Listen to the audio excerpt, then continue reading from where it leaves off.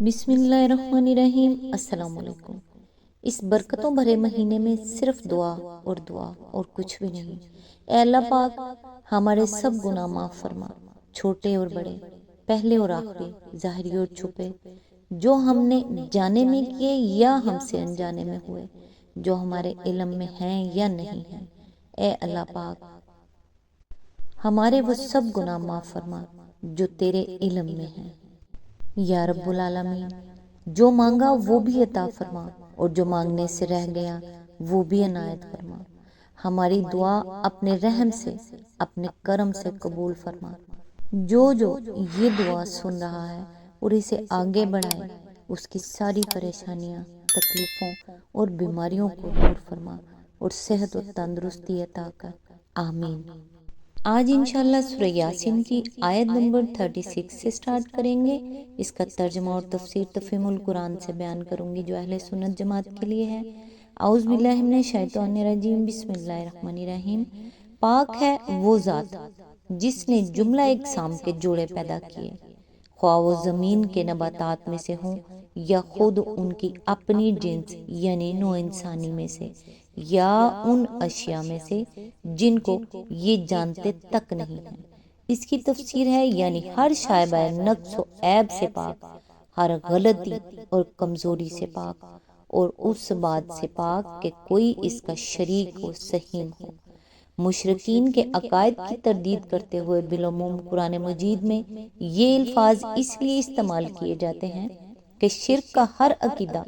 اپنی حقیقت میں اللہ تعالیٰ پر کسی نہ کسی نقص اور کسی نہ کسی کمزوری اور عیب کا الزام ہے۔ اللہ کے لیے شریک تجویز کرنے کے معنی ہے کہ ایسی بات کہنے والا دراصل یہ سمجھتا ہے کہ یا تو اللہ تعالیٰ تنہا اپنی خدائی کا کام چلانے کے قابل نہیں ہے، یا وہ مجبور ہے کہ اپنی خدائی میں کسی دوسرے کو شریک کرے، یا کچھ دوسری ہستیاں آپ سے آپ ایسی طاقتور ہیں کہ وہ خدائی کے نظام میں دخل دے رہی ہیں اور خدا ان کی مداخلت برداشت کر رہا ہے، یا معاذ اللہ وہ انسانی بادشاہوں کسی کمزوریاں رکھتا ہے جن کی بنا پر وزیروں، درباریوں، موج مصاحبوں اور چہیتے شہزادوں اور شہزادیوں کا ایک لشکر اسے گھیرے ہوئے ہے، اور خدائی کے بہت سے اختیارات ان کے درمیان بٹ کر رہ گئے ہیں۔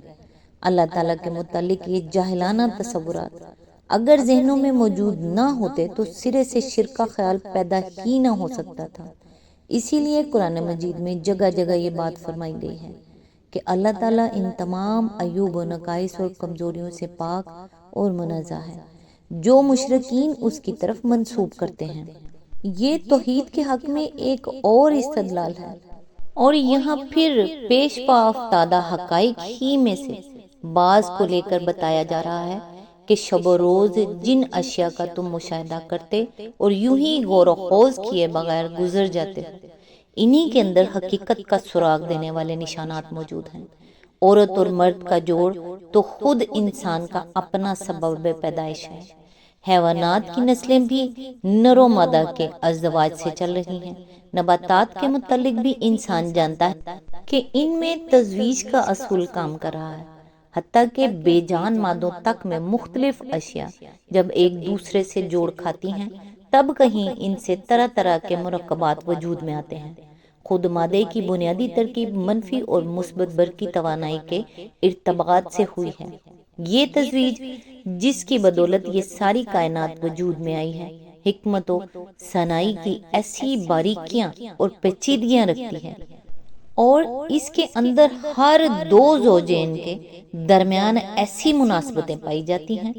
کہ بے لاگ عقل رکھنے والا کوئی شخص نہ تو اس چیز کو ایک اتفاقی حادثہ کہہ سکتا ہے اور نہ یہ مان سکتا ہے کہ مختلف خداؤں نے ان بے شمار ازواج کو پیدا کر کے ان کے درمیان اس حکمت کے ساتھ جوڑ لگائے ہوں گے۔ ازواج کا ایک دوسرے کے لیے جوڑ ہونا اور ان کے ازدواج سے نئی چیزوں کا پیدا ہونا خود وحدت خالق کی سری دلیل ہے۔ آیت نمبر 37، ان کے لیے ایک اور نشانی رات ہے، ہم اس کے اوپر سے دن ہٹا دیتے ہیں تو ان پر اندھیرا چھا جاتا ہے،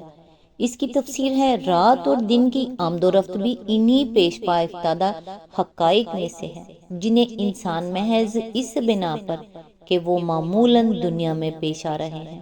کسی التفات کا مستحق نہیں سمجھتا، حالانکہ اگر وہ اس بات پر غور کرے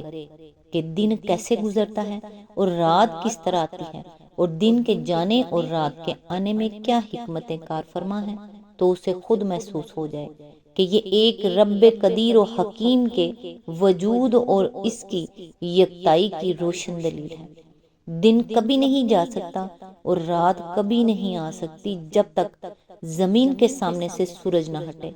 دن کے ہٹنے اور رات کے آنے میں جو انتہائی باقاعدگی پائی جاتی ہے وہ اس کے بغیر ممکن نہ تھی کہ سورج اور زمین کو ایک ہی اٹل ضابطے نے جکڑ رکھا ہو۔ پھر اس رات اور دن کی آمد و رفت کا جو گہرا تعلق زمین کی مخلوقات کے ساتھ پایا جاتا ہے وہ اس بات پر صاف دلالت کرتا ہے کہ کسی نے یہ نظام کمال درجے کی دانائی کے ساتھ بالا ارادہ قائم کیا ہے۔ زمین پر انسان اور حیوان اور نباتات کا وجود، بلکہ یہاں پانی اور ہوا اور مختلف معدنیات کا وجود بھی دراصل نتیجہ ہے اس بات کا کہ زمین کو سورج سے ایک خاص فاصلے پر رکھا گیا ہے اور پھر یہ انتظام کیا گیا ہے کہ زمین کے مختلف حصے تسلسل کے ساتھ مقرر وقفوں کے بعد سورج کے سامنے آتے اور اس کے سامنے سے ہٹتے رہیں۔ اگر زمین کا فاصلہ سورج سے بہت کم یا بہت زیادہ ہوتا یا اس کے ایک حصے پر ہمیشہ رات رہتی اور دوسرے حصے پر ہمیشہ دن رہتا، یا شب و روز کا الٹ پھیر بہت تیز یا بہت سست ہوتا،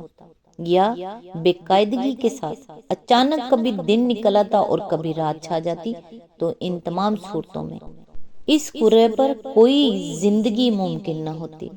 بلکہ غیر زندہ مادوں کی شکل و حیت بھی موجودہ شکل سے بہت مختلف ہوتی۔ دل کی آنکھیں بند نہ ہوں تو آدمی اس نظام کے اندر ایک ایسے خدا کی کار فرمائی صاف دیکھ سکتا ہے جس نے اس زمین پر اس خاص قسم کی مخلوقات کو وجود میں لانے کا ارادہ کیا اور ٹھیک ٹھیک اس کی ضروریات کے مطابق زمین اور سورج کے درمیان یہ نسبتیں قائم کی۔ خدا کا وجود اور اس کی توحید اگر کسی شخص کے نزدیک بعید العقل ہے تو وہ خود ہی سوچ کر بتائے کہ اس کاریگری کو بہت سے خداؤں کی طرف منسوب کرنا یا یہ سمجھنا کہ کسی اندھے بہرے قانون فطرت کے تحت یہ سب کچھ آپ ہی آپ ہو گیا ہے، کس قدر عقل سے بعید ہونا چاہیے۔ کسی ثبوت کے بغیر محض قیاس و گمان کی بنیاد پر جو شخص یہ دوسری سراسر نامعقول توجہات مان سکتا ہے، وہ جب یہ کہتا ہے کہ کائنات میں نظم اور حکمت اور مقصدیت کا پایا جانا خدا کے ہونے کا کافی ثبوت نہیں ہے، تو ہمارے لیے یہ باور کرنا مشکل ہو جاتا ہے کہ واقعی یہ شخص کسی نظریے یا عقیدے کو قبول کرنے کے لیے کسی درجے میں بھی کافی یا ناکافی عقلی ثبوت کی ضرورت محسوس کرتا ہے۔ آیت نمبر 38 اور سورج وہ اپنے ٹھکانے کی طرف چلا جا رہا ہے، یہ زبردست علیم ہستی کا بندھا ہوا حساب ہے۔ اس کی تفسیر ہے ٹھکانے سے مراد وہ جگہ بھی ہو سکتی ہے جہاں جا کر سورج کو آخر کار ٹھہر جانا ہے، اور وہ وقت بھی ہو سکتا ہے جب وہ ٹھہر جائے گا۔ اس آیت کا صحیح مفہوم انسان اسی وقت متعین کر سکتا ہے جبکہ اسے کائنات کے حقائق کا ٹھیک ٹھیک علم حاصل ہو جائے، لیکن انسانی علم کا حال یہ ہے کہ وہ ہر زمانے میں بدلتا رہا ہے اور آج جو کچھ اسے بظاہر معلوم ہے اس کے بدل جانے کا ہر وقت امکان ہے۔ سورج کے متعلق قدیم زمانے کے لوگ عینی مشاہدے کی بنا پر یہ یقین رکھتے تھے کہ وہ زمین کے گرد چکر لگا رہا ہے۔ پھر مزید تحقیق و مشاہدے کے بعد یہ نظریہ قائم کیا گیا کہ وہ اپنی جگہ ساکن ہے اور نظام شمسی کے سیارے اس کے گرد گھوم رہے ہیں، لیکن یہ نظریہ بھی مستقل ثابت نہ ہوا۔ بعد کے مشاہدات سے پتہ چلا کہ نہ صرف سورج بلکہ وہ تمام تارے جن کو ثوابت یا فکس سٹار کہا جاتا ہے ایک رخ پر چلے جا رہے ہیں۔ ثوابت کی رفتار کا اندازہ 10 سے لے کر 100 میل فی سیکنڈ تک کیا گیا ہے، اور سورج کے متعلق موجودہ زمانے کے ماہرین فلکیات کہتے ہیں کہ وہ اپنے پورے نظام شمسی کو لیے ہوئے 20 کلومیٹر تقریباً 12 میل فی سیکنڈ کی رفتار سے حرکت کر رہا ہے۔ ملاحظہ ہو انسائکلوپیڈیا برٹانیکا لفظ اسٹار اور لفظ سن۔ آج تک کے لیے بس اتنا ہی۔ نیکسٹ انشاءاللہ آیت نمبر 39 سے سٹارٹ کریں گے۔ تب تک کے لیے دعاؤں میں یاد رکھیے گا۔ اللہ حافظ۔